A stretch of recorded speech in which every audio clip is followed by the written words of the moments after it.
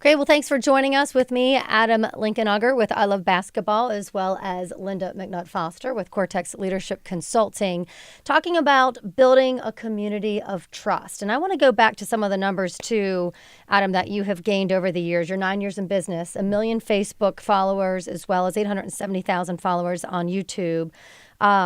Let's talk about, we just kind of left everyone with the thought of jeopardizing trust. And are you as a CEO or higher level management jeopardizing the trust of your employees? Have you ever had that question? Were you ever concerned that, wait a minute, maybe this isn't working, I need to back the bus up? Yeah, well, with 9 years of experience, especially starting at a young age, you mess up, you make mistakes.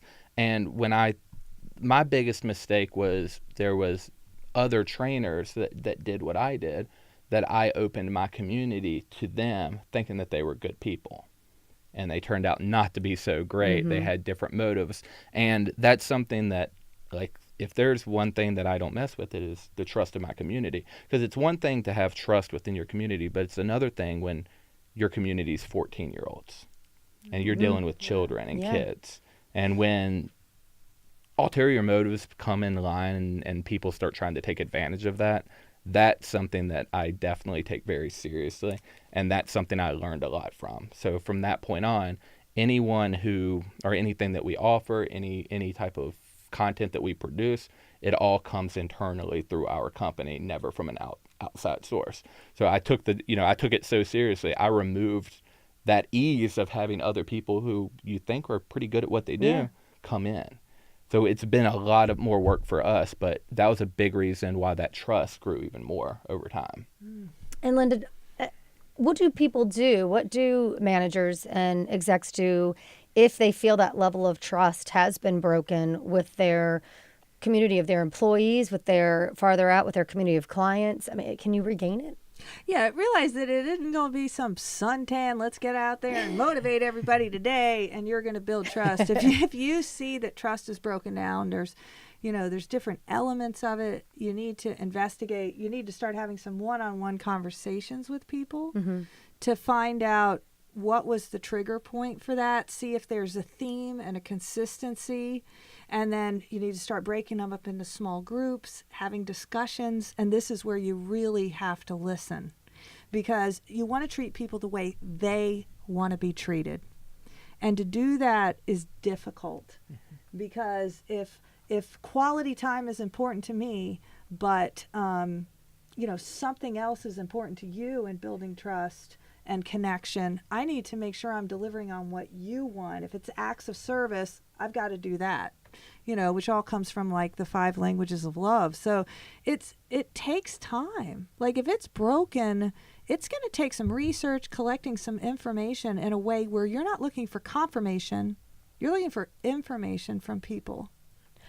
And Adam, I am assuming at this point, and tell me what your thought process was, as you started to gather those fans on Facebook, and you're like, holy smokes, we're almost at 1 million. I mean, were you like, this is happening, this is real? Yeah, well, it's interesting because I was listening to what Lynda was saying, and listening played such a role in the growth. Because what you realize as you grow a community is you will never be able to please everyone.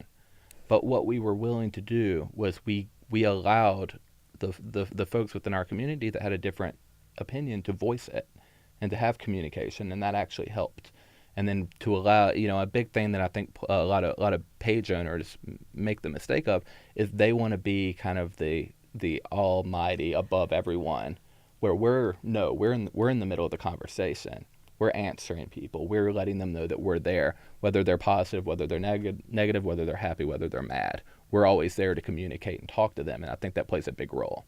Yeah, and that's the big, like in the leadership models, there's a command and control, or there's a serving leader. What we teach in our classes and all of our coaching is the servant leadership, which is you're there listening, gathering information, you're part of the conversation. So yeah, you may need to help create a vision and then communicate that, but the ideas on how to implement that is all about having people in your community of customers, in your community of employees, be able to give you feedback. Because then one of those things was an idea they helped come up with. Now they're even more motivated, and trust me, it will be something you didn't even think of, but that moves the ball forward in building that community bigger. And growth of our YouTube channel, I'll just say real quick, our videos, we don't come up with our videos. We ask our community, what do you want to see next?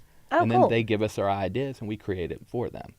So that allows the comments to keep coming. That gives them a reason to really grow the community and say, hey, this is my video. Right. Right. Take ownership over Exactly. it. I think when someone is heard, it really gives them that power. Like, hey, they're listening. They're paying attention to me, which goes into Absolutely. Yeah, it's all about helping the other person feel heard. And that's not sitting there with your laptop open or your, cell phone in your hand and going, yeah, Yeah. Right? When somebody comes in and they want to talk to you, and especially if you have an appointment, it's about turning all of those electronic devices off and going, Becky, you matter to me, so I'm on time.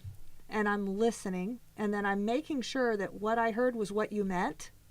So I'm reflecting back To make what you sure. said. Yes.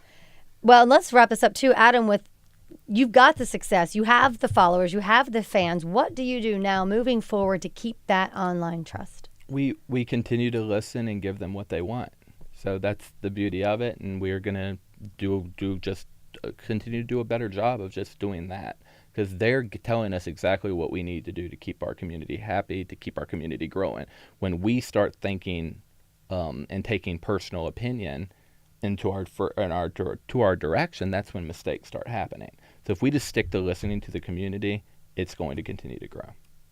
Perfect. Great.